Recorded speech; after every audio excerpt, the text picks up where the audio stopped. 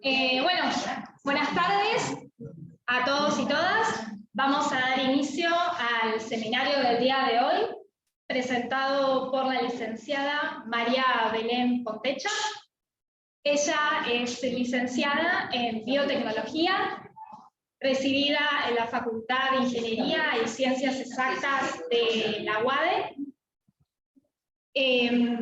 Actualmente es becaria doctoral con ICET y realiza su tesis bajo la dirección de la doctora Ariela Fundia y la codirección del doctor Martín Abeleiro, en el Laboratorio de Farmacogenómica del Instituto de Medicina Experimental en la Academia Nacional de Medicina.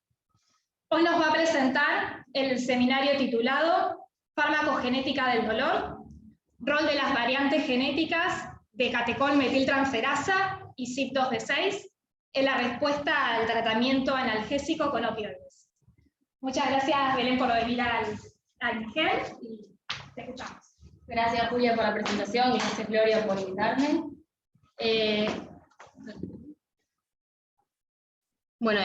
Como dijo Julia, este es el trabajo que voy a presentar hoy. Como ya me presentó, pasamos directo a la introducción. El dolor es una condición muy común que tiene un serio impacto en la calidad de vida y en la salud de las personas. La Asociación Internacional para el Estudio del Dolor lo define como una experiencia sensorial y emocional desagradable que puede estar asociada con un daño tisular real o potencial. El tratamiento para el dolor, perdón, me falta una parte. El dolor puede tener muchos tipos de causas y tiene distintas características, tanto anatómicas como fisiopatológicas, pero principalmente lo podemos dividir en dolor agudo y dolor crónico. El dolor agudo es aquel que está asociado con un traumatismo tisular y tiene una duración relativamente corta. En cambio, el dolor crónico se manifiesta de forma patológica y es aquel que dura por más de 3 meses. El tratamiento del dolor es complejo, ya que hay que evaluar todos los riesgos y los beneficios que tienen las distintas opciones terapéuticas. ¿Qué tipos de analgésicos podemos encontrar? Tenemos analgésicos no opioides, opioides menores como el tramadol y la codeína, y opioides potentes como la morfina, el fentanilo, la oxicodona.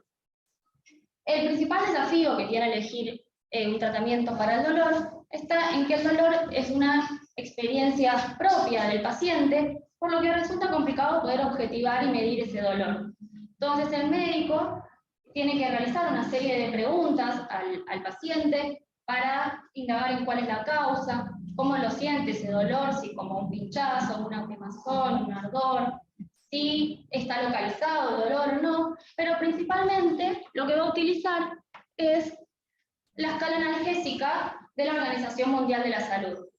Esta es una escala que va desde el 0, que es sin dolor, hacia el 10, que es el máximo dolor imaginable, o también puede representarte con esos gráficos en caso de personas que tengan dificultades en el lenguaje o también para niños.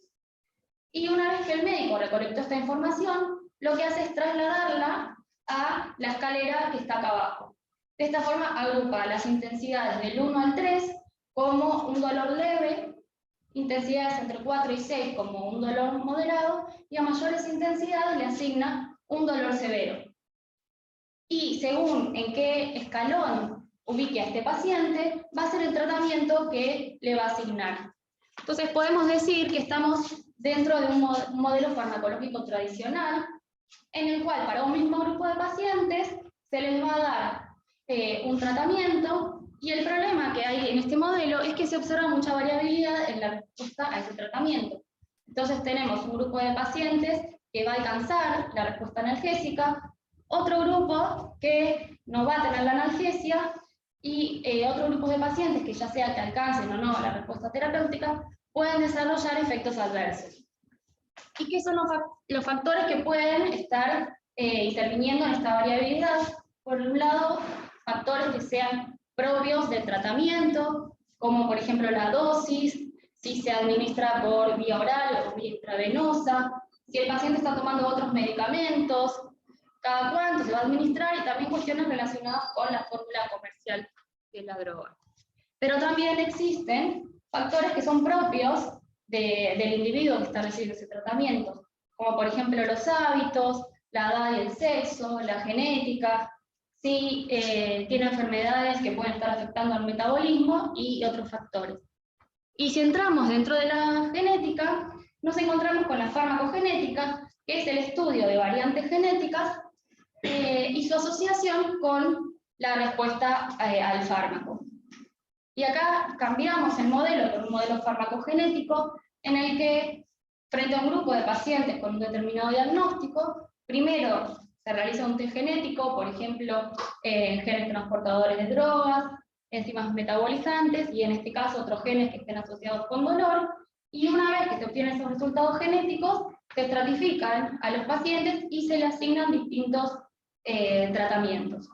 Entonces, el objetivo de mi plan de tesis es estudiar estos genes y encontrar biomarcadores que puedan servir para optimizar el tratamiento de los pacientes. Uno de los genes que nosotros estudiamos es el gen COMT, que codifica una enzima que metaboliza e inactiva neurotransmisores de tipo catecolaminas. Las catecolaminas pueden modificar la percepción del dolor porque modulan los niveles de los opioides endógenos y también la densidad de los receptores de opioides en el sistema nervioso central.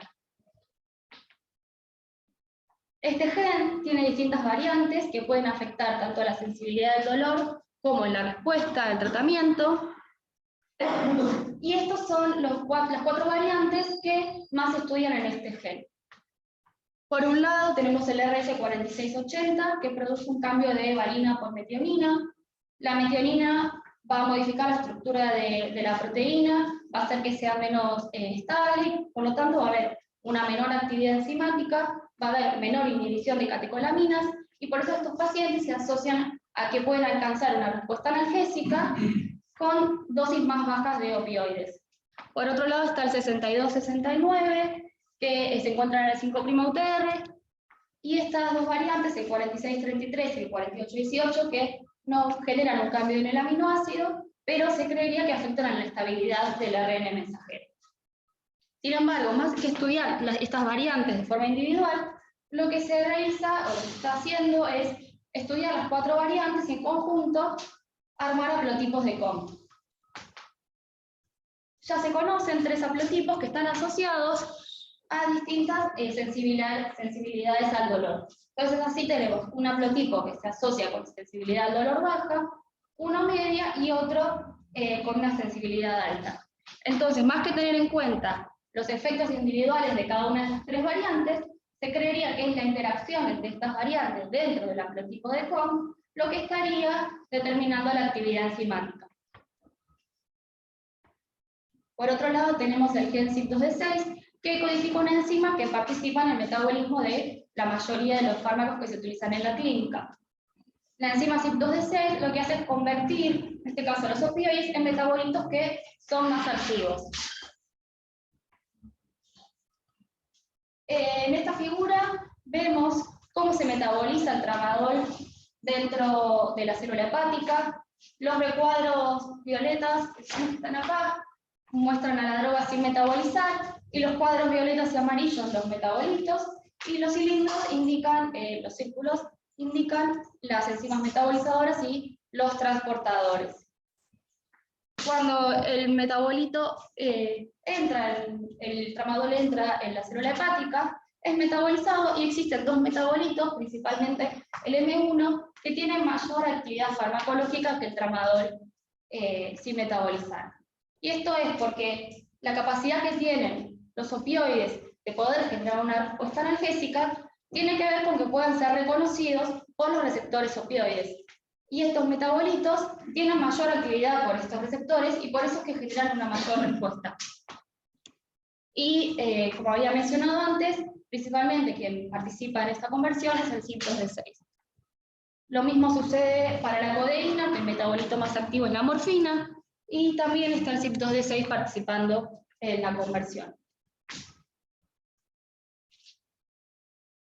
El gen CYP2D6 es muy polimórfico y la expresión de estas variantes va a generar un aumento, una disminución o una pérdida total de la actividad enzimática. y esto va a generar distintos fenotipos metabolizadores. En esta figura vamos a representar a los 4 fenotipos metabolizadores. La regla que está acá abajo se muestra con gris el opioide sin metabolizar y con azul el metabolito que es más activo. Estos cilindros amarillos están representando alelos del CYP2D6 que tienen actividad. Por lo tanto, un individuo con 2 copias del CYP2D6 con actividad normal va a estar indicando un fenotipo metabolizador normal. Por otro lado, en este otro caso, tenemos un individuo que tiene un alelo con actividad normal y el otro alelo representado en blanco, sin actividad de CYP2D6 o una actividad disminuida, y esto va a hacer que tenga actividad de CYP2D6 disminuida y va a estar asociado con un metabolizador intermedio. Otro caso es que tenga 2 alelos no funcionales, no va a haber actividad CYP2D6 y va a ser un metabolizador pobre. Y por último, en el caso de que haya más de 2 copias funcionales del CYP2D6, será un metabolizador ultra rápido porque la actividad estará incrementada. Entonces, en este contexto, el objetivo de este trabajo es realizar un estudio farmacogenético para explorar la asociación entre las variantes COMT y CYP2D6 con la respuesta al tratamiento con opioides en pacientes argentinos. Ahora voy a mostrar un poco la metodología. Estudiamos 103 pacientes con una edad mediana de 45 años y un rango de edad entre 19 y 88 años. 39 eran mujeres, 27 presentaban un dolor crónico y 95 un dolor agudo, y la mayoría estaba en tratamiento con tramadol, el resto con codeína. Los parámetros que estudiamos fueron la escala del dolor en reposo, antes y después de iniciar el tratamiento con opioides, la misma escala pero en movimiento, cuánto tiempo tardaron en tener alivio del dolor y la aparición de efectos adversos. Para resumir un poco la metodología, primero extrajimos ADN genómico a partir de sangre periférica, luego estudiamos variantes de nucleótido único por PCR específica. En el caso de COMT, hoy en día estudiamos solamente 2.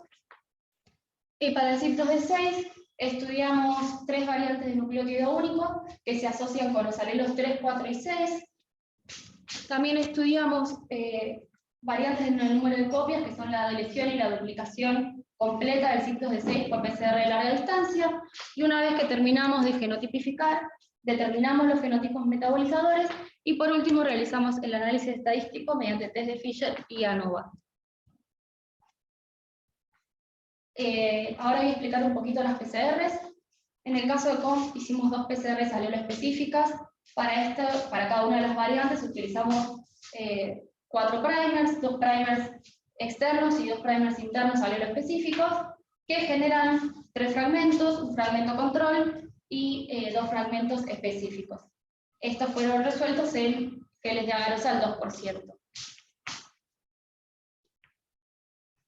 Para el estudio de las variantes de nucleótido único del CYP2D6, este gen tiene una dificultad extra, que es que al lado tiene 2 pseudogenes que con mucha homología con el CYP2D6, entonces uno tiene que asegurarse que lo que está genotipificando corresponde al CYP2D6 y no a los otros pseudogenes. Ahora voy a explicar la metodología para el alelo 4 y para los otros 2 alelos eran casi lo mismo. Para estudiar estas variantes hicimos 2 PCRs anidadas. Primero realizamos un primer round que contenía a la variante a estudiar, tomando la precaución de que al menos uno de los 2 primers, que en este caso es el primer forward, pegara solamente en el CYP2D6 y no en los demás pseudogenes. De esta forma pudimos amplificar un fragmento de 752 pares de bases, que es el que se ve en esta calle, en un gel al 2% también. Luego realizamos una dilución de 1.000 de este producto y lo utilizamos como templado para realizar una PCR alelo específica, también teniendo la precaución de que uno de los primers, que en este caso también es el forward, también fuera solamente específico del CYP2D6. Los productos también se generaban 3 productos, también los resolvimos en agarose al 2%. Para el caso del alelo 6, la metodología es similar, de hecho utilizamos el mismo producto de primer round ya que estaba cerca. Y para el alelo 3, la idea es la misma, utilizamos un producto de primer round de 1,1 kb, que es este que se ve en este gel, y también los primer reverse eran solamente específicos del CIM 2D6. Luego pasamos a realizar PCR de larga distancia utilizando una enzima Taclon para detectar las variantes en el número de copias. Esta es la PCR que corresponde a la de lesión. En este caso utilizamos 3 juegos de primers, en realidad 3 primers, 2 primers forward y un primer reverse, y como se puede ver en la figura, el primer azul, forward con el naranja, genera un fragmento control de 3 kb, que es el que está en este gel al 1%. Pero el primer violeta, el forward violeta que está allá, se encuentra muy lejos del primer reverse naranja como para poder generar un producto. En cambio, cuando el CIM 2D6 está delesionado, se sigue generando el mismo fragmento control, pero ahora el primer violeta también está cerca del primer naranja para poder amplificar y generar un fragmento de 3,5 kb, y por eso, yo sé que acá no se ve muy bien, pero en esta calle hay 2 bandas.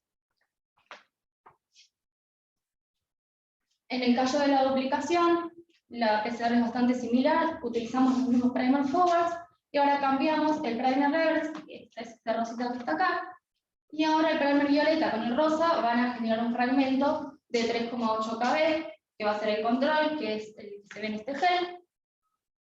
Y en el caso de que el CIM 2D6 esté duplicado, como en realidad también se están duplicando regiones intergénicas, ahora el primer rosa también queda enfrentado con el primer celeste, y se puede amplificar un producto que es específico de la duplicación de 3,2 kb, por eso vemos la doble banda. Y después de tantas PCR ya podemos pasar a los resultados. Lo primero que hicimos fue analizar las características clínicas de los pacientes sin tener en cuenta los genotipos. Primero analizamos en el tipo de dolor, para esto comparamos la edad en relación de dolor agudo y dolor crónico, y lo que vemos es que en el dolor agudo hay mayor cantidad de gente que es más joven, en cambio en el dolor crónico las edades son mayores. También analizamos para el sexo, y lo que vemos es que en el dolor agudo hay mayor cantidad de personas del sexo masculino, y en cambio en el crónico del sexo femenino. Luego analizamos cómo resultó el tratamiento con opioides. En este caso analizamos el grado del dolor, tanto en reposo como en movimiento, y lo que vemos es que antes de iniciar el tratamiento con opioides, la mayoría tenía un dolor severo, sobre todo en movimiento. En cambio, una vez que se comienza el tratamiento con opioides, vemos como la mayoría tiene un dolor leve. En el caso del reposo no vemos el dolor severo, y en el movimiento solamente un 3% de los pacientes seguían con dolor severo. Analizamos la aparición de efectos adversos. Un 20% de los pacientes desarrollaron efectos adversos, y los que se observaron fueron somnolencia, náuseas, mareos, estreñimiento y en menor medida palpitaciones e hipertensión arterial. Y también comparamos entre los opioides, entre tramadol y codeína, y lo que vemos es que el tramadol se asoció con una menor probabilidad de inducir efectos adversos en comparación con la codeína. Esta es la distribución que observamos para las variantes del GEMCOM.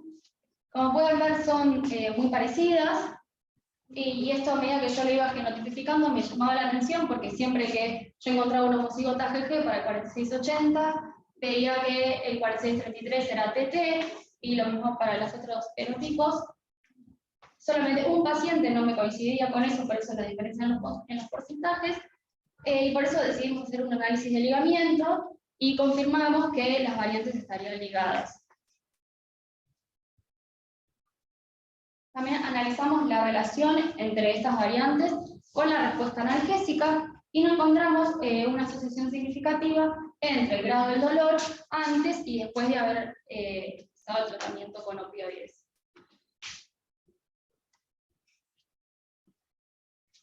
En el caso del CYP2D6, esta es la distribución que observamos.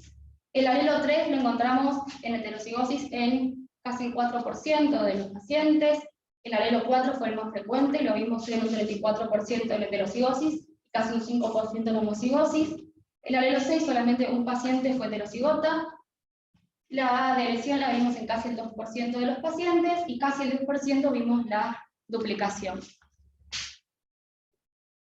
Cuando analizamos estas variantes en función de la respuesta analgésica, lo que vemos es que el alelo 4 en homocigosis se asoció con un mayor grado de dolor en el caso de movimiento una vez iniciado el tratamiento. Luego pasamos a determinar los fenotipos metabolizadores. La idea de esta diapositiva es mostrarles cómo hicimos nosotros para asignar a cada paciente el fenotipo metabolizador. Primero tenemos el alelo 1, que es el que tiene actividad normal, y ese que coincide con la secuencia de referencia. Por eso, en cuanto no encontramos algún alelo variante en un paciente, le asignamos un fenotipo metabolizador normal. En el caso de los alelos 3, 4 y 6, no tienen actividad funcional, lo mismo que presentar la deleción del CYP2D6, y por eso se asoció con un fenotipo intermedio en caso de presentarlo en heterocigosis. Y si estaba en homocigosis, se le asignó un fenotipo metabolizador pobre, lo mismo en este caso que era heterocigota para los alelos 3 y 4.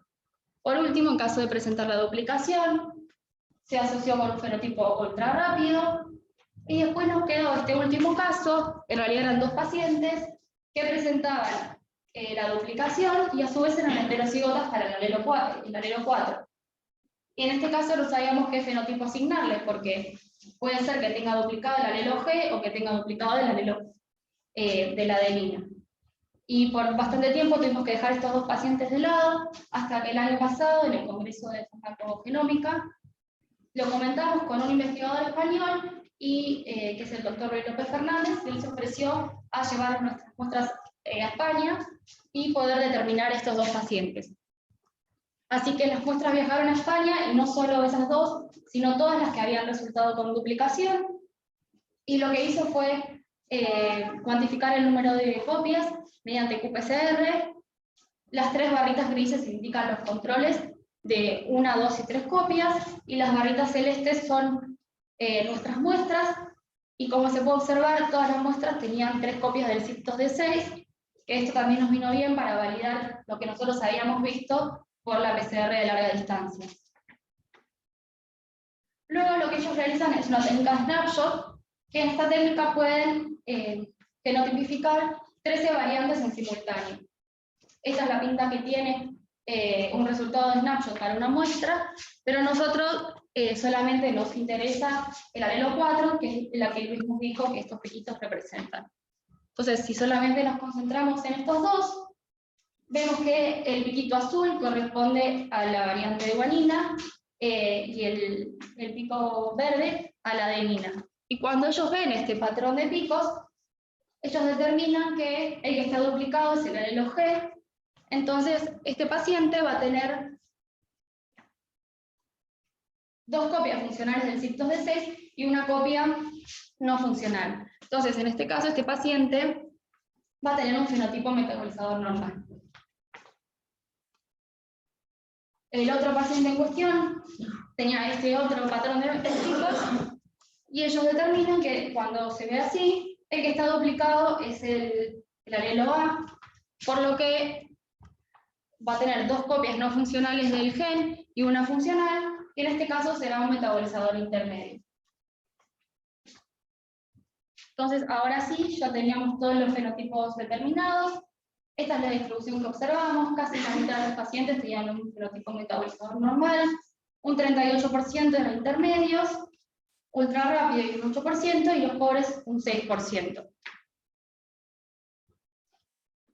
Lo que hicimos fue comparar la media del tiempo hasta el alivio del dolor entre los distintos grupos, y observamos diferencias entre las medias, y también lo que hicimos fue comparar uno contra otro, y lo que vimos es que los metabolizadores pobres difieren de los ultra rápidos.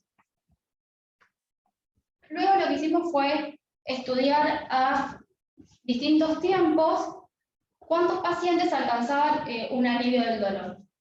Y esto lo comparamos entre los distintos grupos. Lo que podemos observar es que en el caso de los metabolizadores pobres, a las 48 horas solamente el 60% de los pacientes tienen alivio del dolor. Los intermedios y los normales se comportaron de forma bastante similar. Y en el caso de los metabolizadores ultra rápidos, a los 20 minutos ya el 100% de los pacientes había alcanzado un alivio del dolor. Si comparamos cada uno lo que fue pasando en distintos tiempos, lo que vemos es que a los 10 minutos no hay diferencias significativas entre los 4 grupos. A los 20 minutos, la comparación global de los 4 grupos nos da que difieren. Y si analizamos uno contra uno, vemos que son los metabolizadores ultra rápidos los que difieren de los demás fenotipos. A la media hora, los pobres difieren de los metabolizadores normales y de los ultra rápidos. A la hora, los pobres difieren de todo el resto de los grupos. Ya a las 8 y a las 12 horas no vemos diferencias en la comparación global, pero sí los pobres siguen difiriendo de los ultra rápidos, y a mayores tiempos ya no se observan diferencias significativas.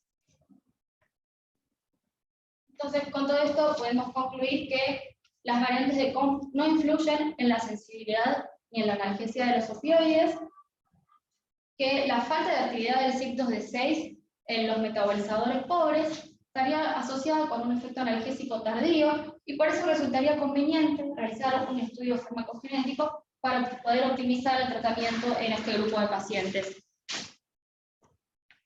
Y como perspectivas futuras, queremos aumentar el N de las muestras. Hasta el día de hoy tenemos 155 pacientes. Esto nos va a permitir poder hacer un análisis diferencial entre dolor crónico y dolor agudo. Tengo que terminar el estudio de haplotipos de COMT, que son estas dos variantes que nos quedan, que ya están puestas a punto, pero creo que más o menos tengo 30 pacientes nada más. También queremos estudiar otros genes, como transportadores de drogas, receptores opioides, y otros genes que estén involucrados en la transmisión del dolor.